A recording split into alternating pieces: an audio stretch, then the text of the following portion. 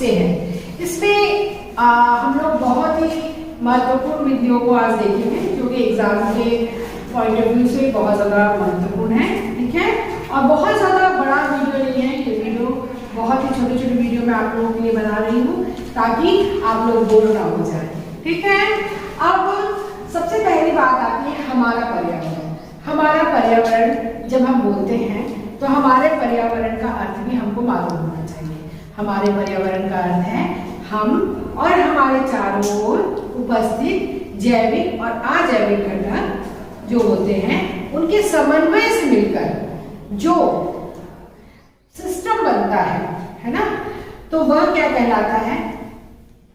हमारा पर्यावरण कहलाता है। ठीक है, या हमारे आसपास के जितने भी जीवित वस्तु निर्जीव वस्तु के साथ में जो संबंध है, ठीक है, वो हमारा पर्यावरण कहलाता है। ठीक है, आइए बात समझ में। ठीक है, हम और हमारे आसपास की चीजें क्या कहलाएंगी? हमारा पर्यावरण कहलाएंगे।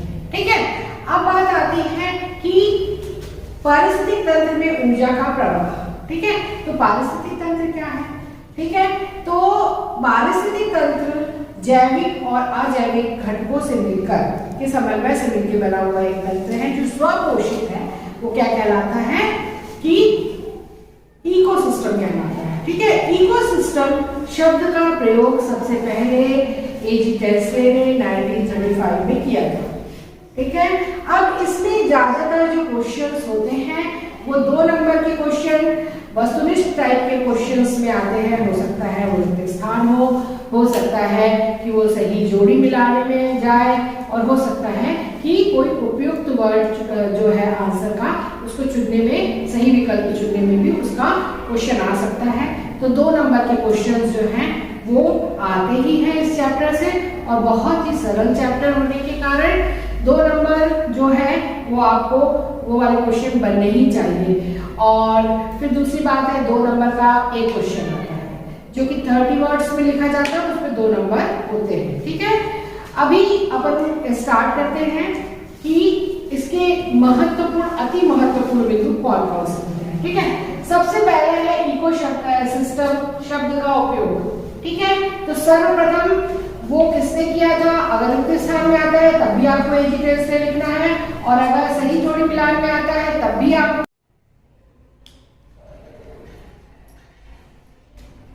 वंदे मातरम बच्चों, आज हम पुनः जो टॉपिक है हमारा पर्यावरण, इसके कुछ और इम्पोर्टेंट बिंदु पर बात करेंगे। उसमें हम आते हैं अपघटक क्या होते हैं, यह क्वेश्चन हमेशा आता है।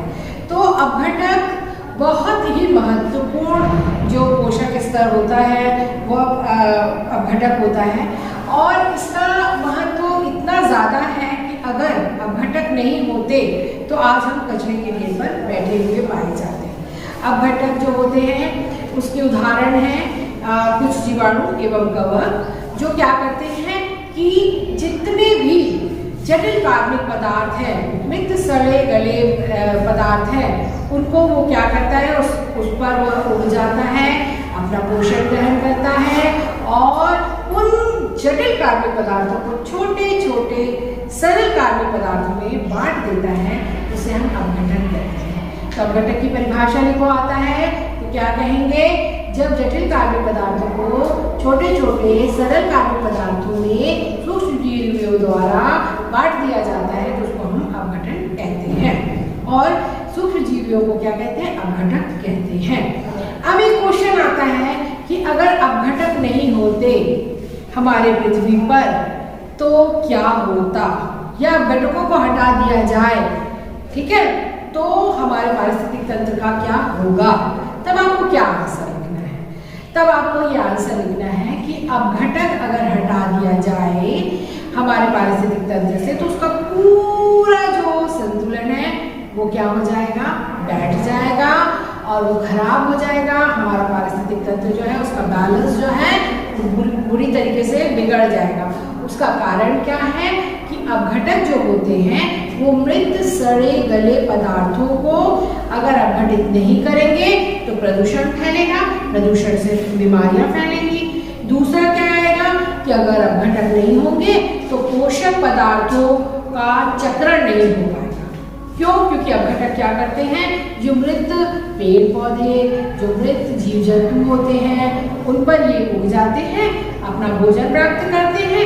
इस क्रिया के दौरान क्या होता है, जटिल कार्बनिक पदार्थ धीरे धीरे धीरे सरल कार्बनिक पदार्थ में बदल जाते हैं और क्या होता है कि वो अपघटित होकर मृदा का निर्माण कर लेते हैं, तो वह कार्य रुक जाएगा। ठीक है, और क्या है, जैसे कि नाइट्रेट जैसा जो पोषक तत्व है वो हमको नहीं मिल पाएगा, है ना, तो अपघटकों का रहना बहुत जरूरी। बच्चों, जो हमारा पर्यावरण चैप्टर है उसके महत्वपूर्ण बिंदुओं में कुछ और नए बिंदु लेकर मैं यहाँ पर उपस्थित हुई हूँ। उसमें एक क्वेश्चन होता है कि जैव भार से आप क्या समझते हैं। ठीक है, तो जैव भार का मतलब होता है कि किसी भी इकोसिस्टम में उत्पादक, उपभोक्ता, अपघटक सबका जो शुष्क भार होता है उसे हम क्या कहते हैं, जैव भार कहते हैं। जैव भार का मतलब एक कोशीय स्तर का जो भार होता है वो नेक्स्ट या अगले पोषक स्तर के भोजन के रूप में क्या होता है, काम में होता है। ठीक है, तो जैव भार के पिरामिड से हमको क्या पता चलता है कि कितना जैव भार है, मतलब भोजन की कितनी अवेलेबिलिटी या उपलब्धता है। आ रही है बात समझ में आपके? तो जैव भार क्या है, जैव भार जो है वह क्या होगा कि किसी भी पारिस्थितिक तंत्र के समस्त जीवों का भार जैव भार कहलाता है। ठीक है, किसी भी पारिस्थितिक तंत्र के समस्त जीवों का शुष्क भार जो है वो क्या कहलाता है, जैव भार कहलाता है। अगर एक शब्द में लिखने के लिए आता है और मान लीजिए आपको उसको और समझना है, मान लीजिए 2 नंबर के क्वेश्चन में है वो, तब हम लोगों को क्या लिखना है कि जैव भार जो होता है वो किसी भी पारिस्थितिक तंत्र में जितने भी जीव हैं उनका टोटल शुष्क भार जो है, कुल शुष्क भार जो है वो जैव भार कहलाता है। लेकिन अगर हमें किसी पोषी स्तर पे उसको देखना है तो पहले तो हम पोषी स्तर को समझ ले। पोषी स्तर या पोषक तत्व जो होता है वो खाद्य श्रृंखला में उपस्थित उत्पादक एवं उपभोक्ताओं के विभिन्न स्तर को कहते हैं। ठीक है, तो सबसे पहले हमारा क्या आएगा, उत्पादक आएगा। तो उत्पादक टोटल उत्पादकों का जो भार है, ठीक है, वो क्या कहलाएगा, उस स्तर का जैव भार कहलाएगा, उस पोषी स्तर का जैव भार कहलाएगा। उस पोषी स्तर पे जो जैव भार है उससे हमको यह पता चलता है कि आगे का जो पोषक तत्व है, जैसे कि प्रथम उपभोक्ता है, उसको खाने की उपलब्धता कितनी होगी या नहीं होगी। इसलिए हम जैव भार का पिरामिड बनाते हैं। जैव भार की पिरामिड हमेशा उल्टा भी हो सकता है और सीधा भी हो सकता है, दोनों तरह का हो सकता है। Thank you so much. धन्यवाद बच्चों। आज हम हमारा पर्यावरण जो चैप्टर है उसमें से अति महत्वपूर्ण बिंदुओं में से 2 महत्वपूर्ण बिंदुओं पर चर्चा करेंगे। ठीक है, ये वीडियो बहुत शॉर्ट है, इसलिए आप लोग जो है बहुत ही ध्यान से इस वीडियो को देखिए क्योंकि आप बोर नहीं होंगे। ठीक है, अब क्वेश्चन इसमें यह आता है कि खाद्य श्रृंखलाएं क्या होती है। ठीक है, खाद्य श्रृंखलाएं जो होती हैं वह उत्पादक, उपभोक्ता एवं अपघटक से तक क्या होता है, एक ऊर्जा का प्रवाह होता है और उस ऊर्जा के प्रवाह के रेखीय क्रम को हम क्या कहते हैं, खाद्य श्रृंखलाएं कहते हैं। इसको बहुत अच्छी तरीके से हम इस तरीके से समझ सकते हैं कि जैसे कि एक घास का इकोसिस्टम है, उसमें घास उगी हुई है, उसको खरगोश ने खाया, खरगोश को भेड़िए ने खाया, भेड़िए को शेर ने खाया और जब शेर मर गया तो अपघटक जो है वो उसको क्या करते हैं कि छोटे छोटे सिंपल कार्बनिक पदार्थों में बांटकर मृदा में लौटा देते हैं।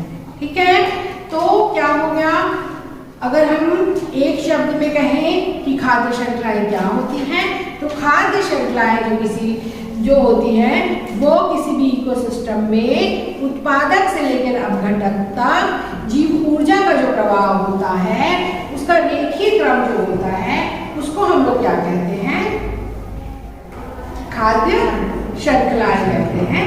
खाद्य श्रृंखलाओं के लिए आप खेत का इकोसिस्टम ले सकते हैं, वन का इकोसिस्टम ले सकते हैं, आप घास का इकोसिस्टम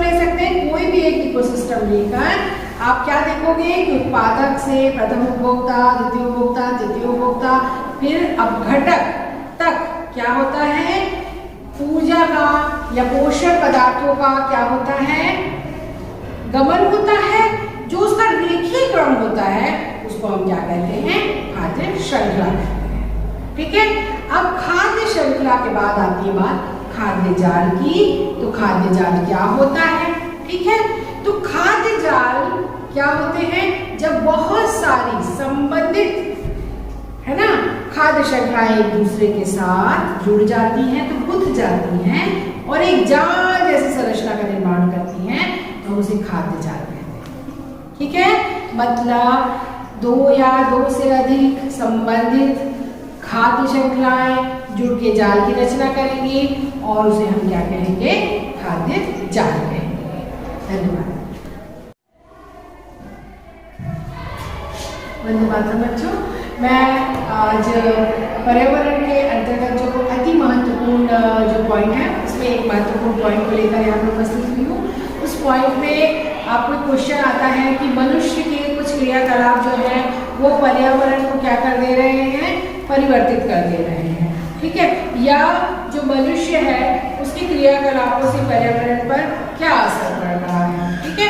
तो ये बहुत ही ज़्यादा सिंपल क्वेश्चन है और इस क्वेश्चन के आंसर को हम इस तरीके से देख सकते हैं कि इस पूरे पारिस्थितिक तंत्र में या इस पूरे जैव मंडल में मनुष्य ही एक ऐसा प्राणी है जो क्या करता है कि पूरे के पूरे पारिस्थितिक तंत्र पर अपना जो है नेगेटिव प्रभाव छोड़ता है, अपना ऋणात्मक जो है प्रभाव छोड़ता है। वह बहुत ही स्वार्थी है और वह क्या करता है, विभिन्न प्रकार के ऐसे क्रियाकलाप करता है जिससे कि इकोसिस्टम पर या हमारे पारिस्थितिक तंत्र पर जो एक बुरा असर पड़ रहा है। इसका सबसे अच्छा उदाहरण है नाभिकीय ऊर्जा जब वो बनाता है या नाभिकीय बम जब वो बनाता है, तो जो उसके कचरे होते हैं वह पूरे वातावरण को क्या कर रहे हैं, प्रदूषित कर रहे हैं। पहला और सबसे बड़ा वाला कारण, दूसरा कारण है कि वनों की बहुत ही बुरी तरीके से कटाई होती चली जा रही है और वनों की जगह पर जो है विभिन्न प्रकार के अस्पताल, उद्योग, कारखाने, सड़क, ये सब बनता चला जा रहा है, पुल वगैरह बनता चला जा रहा है, जिसके कारण क्या हो रहा है, जो प्राकृतिक जीव थे, जो प्राकृतिक पेड़ पौधे थे, वो विलुप्तीकरण के कगार पे आ गए हैं। तीसरा हम ये बता सकते हैं कि जो मानव है उसके द्वारा जितने भी जो कारखाने हैं, उद्योग है, अस्पताल है, उनके जो कचरे हैं और वो पूरे वातावरण को क्या कर रहे हैं, प्रदूषित करते चले जा रहे हैं। और चौथा हम ये बता सकते हैं वाहनों से और कारखानों और मिलों से निकलने वाला जो धुआं है वह पूरे वातावरण में वायु को प्रदूषित करता चला जा रहा है। Thank you so much.